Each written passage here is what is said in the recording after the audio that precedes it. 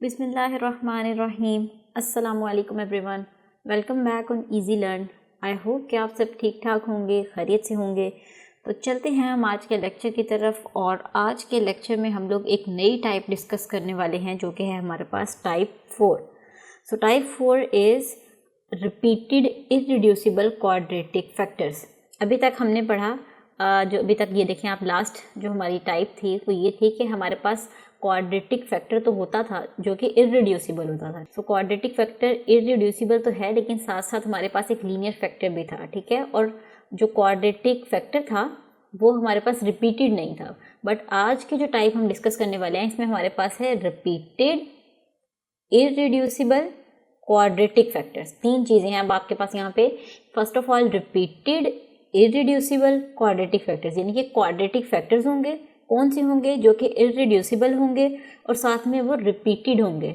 So next जो हमारा case है उसमें क्वाड्रेटिक फैक्टर जो आएंगे वो जो है वो पावर की फॉर्म में होंगे, यानी कि रिपीटेड होंगे। सो जब इस टाइप के हमारे पास क्वेश्चंस आएंगे तो हम देखते हैं अभी नेक्स्ट आगे एग्जांपल्स को सॉल्व करके कि हम जो है इस तरह के क्वेश्चंस को कैसे सॉल्व करेंगे।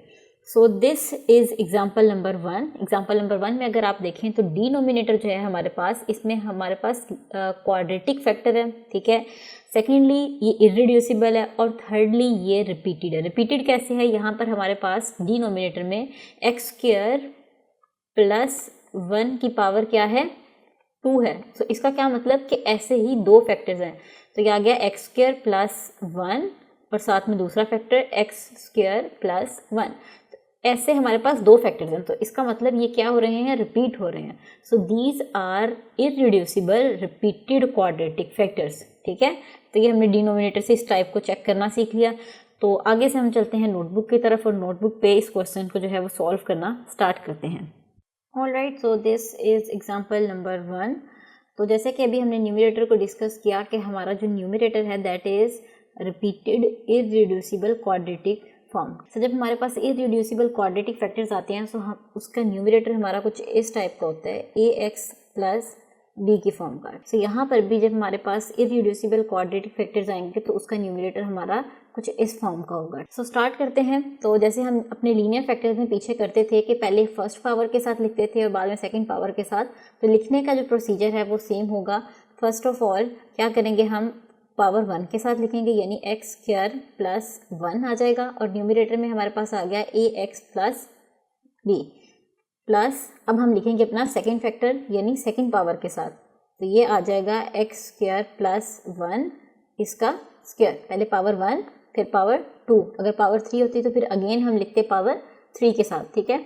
सो इसके न्यूमरेटर में a भी हो चुका है, b भी हो चुका है। So next is cx + d। तो ये हो गई जी हमारी इसकी पार्शियल फ्रैक्शंस और इसे हमने नेम दे दिया इक्वेशन नंबर 1 का। तो जैसे कि अब आप देख सकते हैं कि हमने इसे पार्शियल फ्रैक्शंस में लिख दिया है। सो next step is multiply the LCM on both sides of equation number 1। तो हमारा जो एलसीएम है वो क्या है? x² + 1। तो अब हम मल्टीप्लाई कर देते हैं इक्वेशन नंबर 1 को विद एलसीएम। ऑलराइट, सो अब आप देख सकते हैं कि मैंने एलसीएम से मल्टीप्लाई कर दिया दोनों साइड्स पे। सो सिंप्लीफिकेशंस कर लेते हैं। ये पूरा फैक्टर यहाँ से कट हो गया। यहाँ पर हमारे पास एक फैक्टर है, न्यूमरेटर में दो फैक्टर्स हैं, तो इसका मतलब एक फैक्टर कट हो जाएगा और एक बच जाएगा। सो यहाँ से दोनों फैक्टर्स कट हो जाएंगे। तो सिंप्लीफाइड फॉर्म हमारे पास क्या आ गई? x³ - 2x² - 2 is equals to ax + b। इसके साथ क्या बच रहा है हमारे पास? x² + 1 और नेक्स्ट इज cx + d। तो इसके साथ क्या बचा है हमारे पास? कुछ भी नहीं, यानी कि 1। दोनों फैक्टर्स हमारे कट हो गए थे।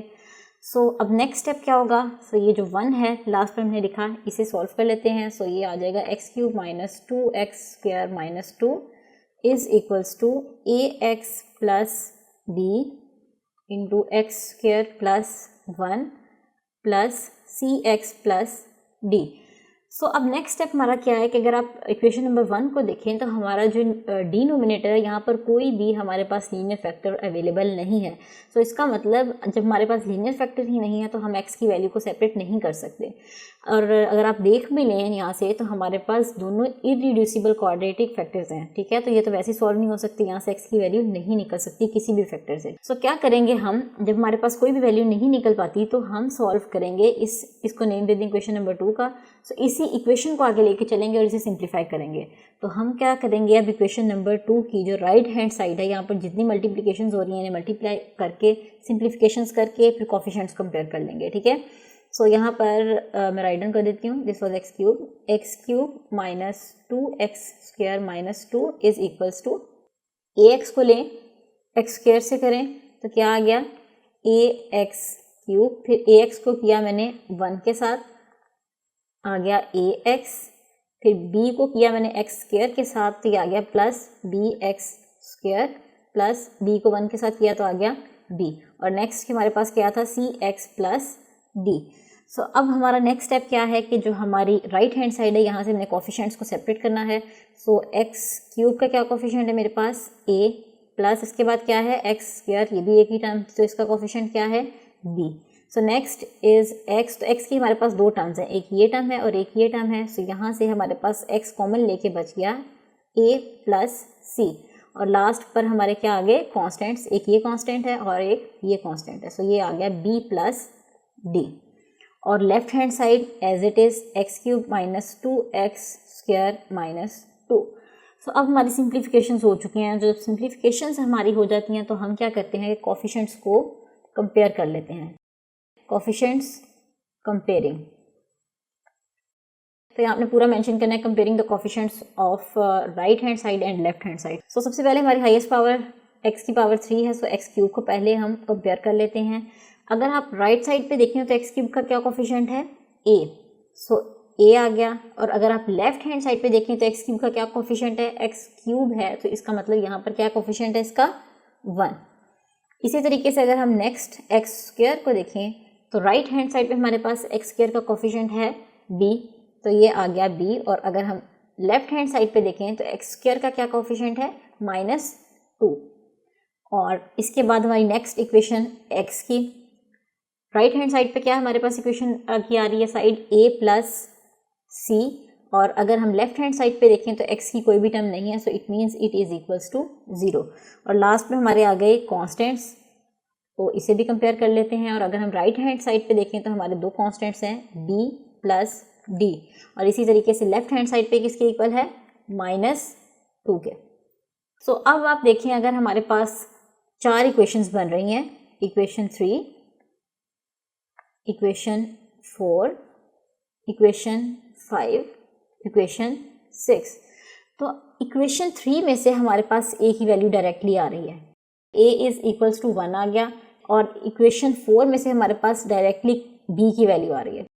तो हमारे पास a की वैल्यू भी खुद ही निकल आई, b की वैल्यू भी खुद ही निकल आई। सो अब हमें 4 कॉन्स्टेंट्स की वैल्यू फाइंड आउट करनी थी, 2 की निकल आई है, a की भी निकल आई है, b की भी निकल आई है। अब हमें c और d की वैल्यू को फाइंड आउट करना है। तो c और d जो है इक्वेशन 5 और 6 में आ रहे हैं, तो हम क्या करेंगे कि इक्वेशन 5 को लेंगे क्योंकि इसमें हमारे पास c की वैल्यू अवेलेबल है, तो यहाँ से जो है हम c की वैल्यू को फाइंड कर लेंगे। सो इक्वेशन नंबर 5 आ गई हमारे पास a plus c is equals to 0। So a की हमारे पास क्या वैल्यू थी 1, सो यहाँ पर मैंने इसकी वैल्यू रिप्लेस कर दी है। सो यहाँ से मेरे पास c की वैल्यू आ गई -1। सो ये हमारे पास c की वैल्यू भी आ चुकी है। नेक्स्ट स्टेप इज़ कि मुझे अपनी d की वैल्यू फाइंड आउट करनी है। सो d की जो वैल्यू है वो इक्वेशन नंबर 6 से फाइंड आउट हो सकती है। सो यहाँ पर मैंने लिख ली अपनी equation number 6, that was b plus d is equals to -2। So यहाँ पर अगर आप देखें तो हमारे पास b की वैल्यू अवेलेबल है, तो यहाँ पर इक्वेशन 6 में मैं b की वैल्यू पुट कर रही हूँ, that is -2। So -2 plus d is equals to -2, तो यहाँ से ये आ गया हमारे पास -2 प्लस 2, तो यहाँ से हमारे पास d की वैल्यू क्या आ गई, d की वैल्यू आ गई +2 एंड -2 आ गई 0। तो अब जो है हमारे पास चारों वैल्यूज़ निकल आई हैं, a की भी, b की भी, c की भी और d की भी। जब हमारे पास चारों वैल्यूज़ निकल आई तो आपने इसे रिप्लेस कर देना है हमारी मेन इक्वेशन नंबर 1, जो कि पार्शियल फ्रैक्शंस इसमें हमने बनाए थे। So this is our equation number 1, यहाँ पर आपने रिप्लेस कर देना है इन तमाम वैल्यूज़ को। सो रिप्लेसमेंट के बाद जो हमारा फाइनल आंसर आएगा वो आप यहाँ से देख सकते हैं कि ये जो है हमारा फाइनल आंसर आ गया है। सो आपने रिप्लेस करके वैल्यूज़ चेक कर लेना है। मुझे यकीन है कि यही इसका आंसर आएगा, क्योंकि हमारी तमाम वैल्यूज़ जो हैं वो इन्हीं के अकॉर्डिंग निकली हैं। बस जस्ट आपने जो है वो इक्वेशन नंबर 1, जो कि हमारे पास ये इक्वेशन नंबर 1 है, इसमें आपने जो है वैल्यूज़ रिप्लेस कर देनी है तमाम कॉन्स्टेंट्स की। तो ये हो गया जी हमारा एग्जाम्पल नंबर 1 हमने अपना फर्स्ट एग्जाम्पल डिस्कस किया है अभी। सो इसी केस से रिलेटेड ही एक और एग्जाम्पल है, that is example number 2। So अब जो है हम इसे भी डिस्कस कर लेते हैं। तो अगर एग्जाम्पल नंबर 2 को आप देखें तो हमारे पास इसके डिनोमिनेटर में 2 किस्म के फैक्टर्स आ रहे हैं। यहाँ पर हमारे पास लीनियर फैक्टर भी है, ठीक है, और साथ में क्या है, क्वाड्रेटिक फैक्टर है जो कि इररिड्यूसिबल है बट रिपीटेड क्वाड्रेटिक है। सो नोटबुक की तरफ चलते हैं और स्टार्ट करते हैं एग्जाम्पल नंबर 2 को। तो जैसे कि मैंने आपको भी बताया और आप देख भी सकते हैं कि हमारा जो डिनोमिनेटर है इसमें एक लीनियर फैक्टर है और साथ में क्वाड्रेटिक है रिपीटेड फॉर्म में, ठीक है।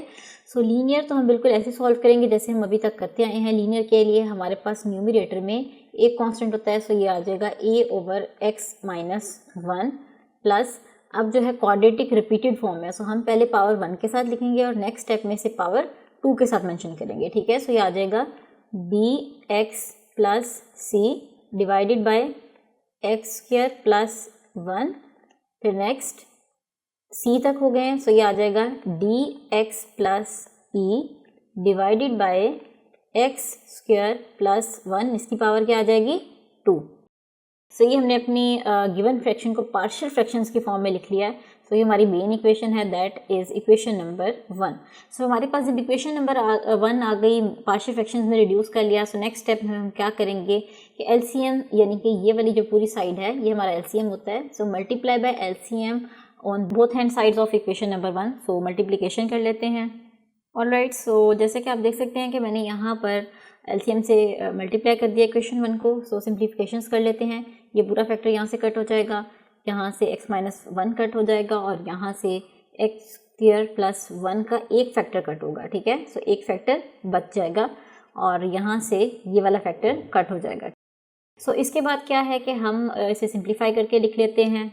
ये आ जाएगा हमारे पास लेफ्ट हैंड साइड से 2x plus 1 is equals to a into x² plus 1 इसका square plus bx plus c, इसके साथ क्या बच गया है हमारे पास x-1 into x² plus 1 plus last term हमारी क्या है dx प्लस e। सो यहाँ पे मैं नीचे लिख रही हूँ dx प्लस e के साथ आ जाएगा x-1। सो इसे हमने नेम दे दिया इक्वेशन नंबर 2 का।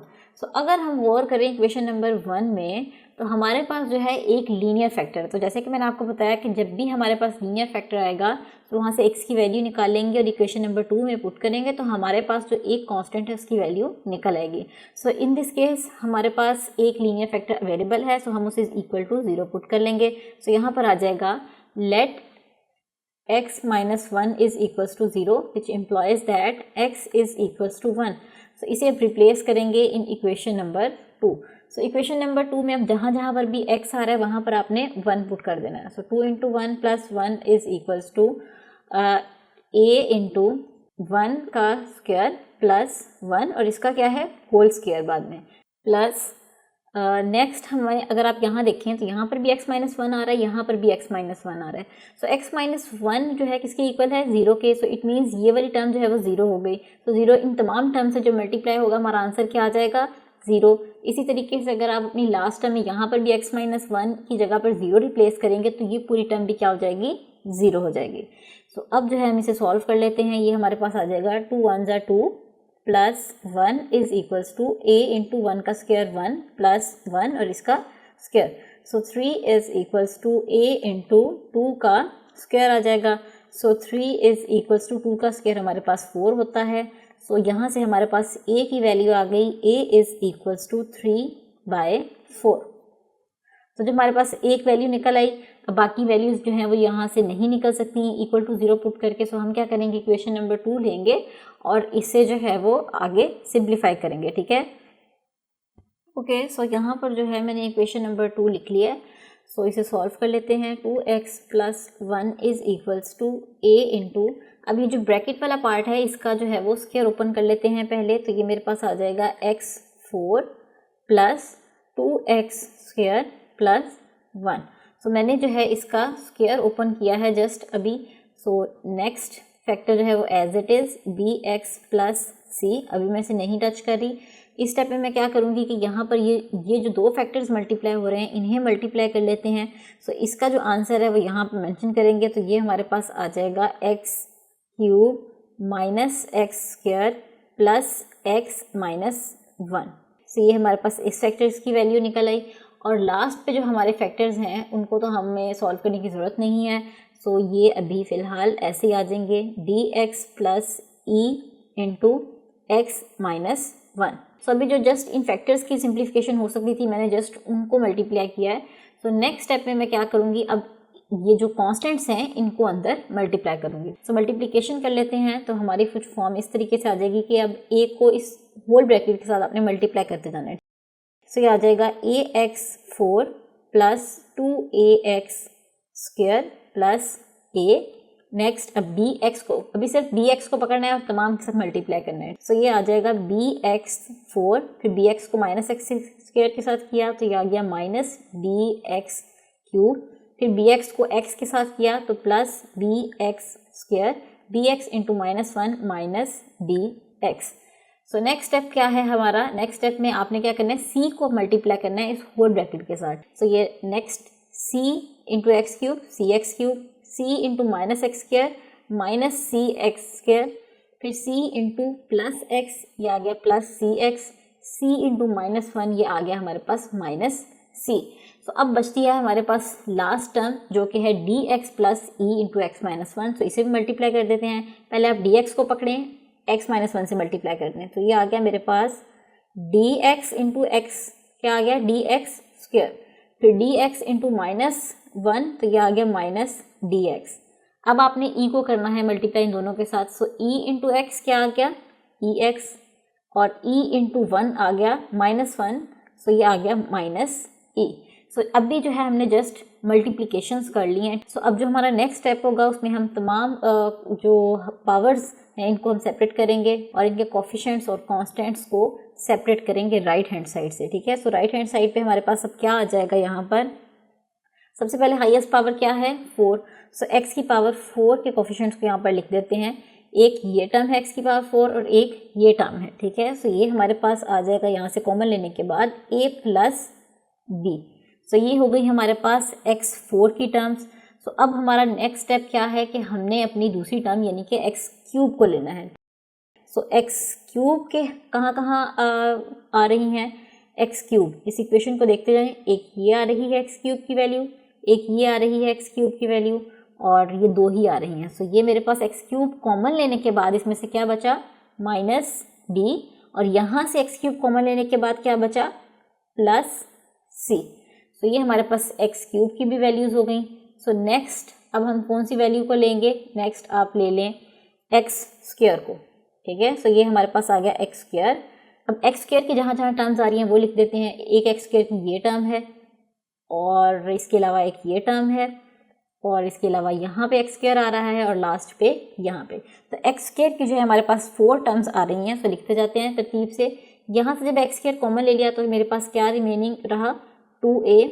यहाँ से जब एक्स स्क्वायर निकल गया तो बच गया प्लस b।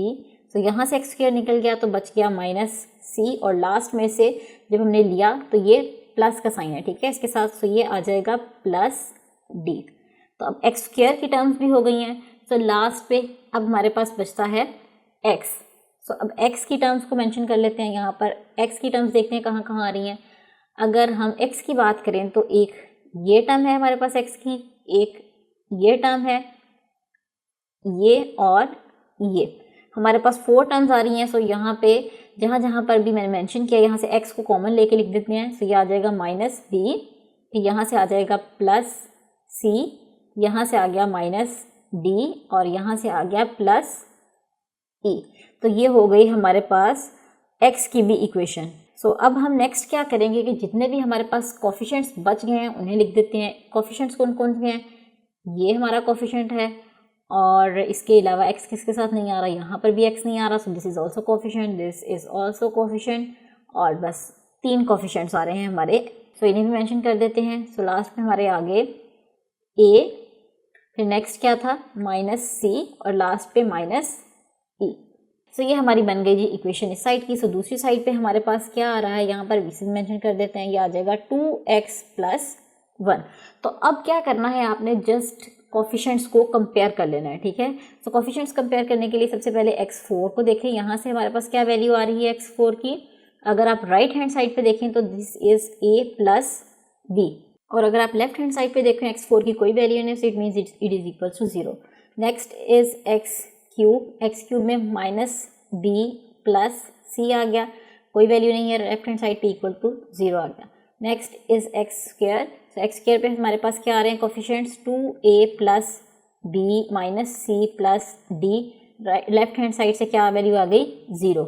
इसी तरीके से लास्ट पे x के कोफिशिएंट्स, सो x की क्या वैल्यू आ रही है, यहाँ से हमारे पास -b + c - d + e is equals to x की क्या कोफिशिएंट है यहाँ पर, 2। सो ये हो गई हमारी 4 इक्वेशंस। अभी हम जो है कांस्टेंट्स की इक्वेशन रहने देते हैं, क्योंकि हमारा क्वेश्चन जो है वो यहीं से सॉल्व हो सकता है। तो हमने जो है a की वैल्यू ऑलरेडी निकाली हुई है, सो a की वैल्यू जो है मैं यहाँ से अब निकाल रही हूँ। सो ये मेरे पास था a + b is equals to 0।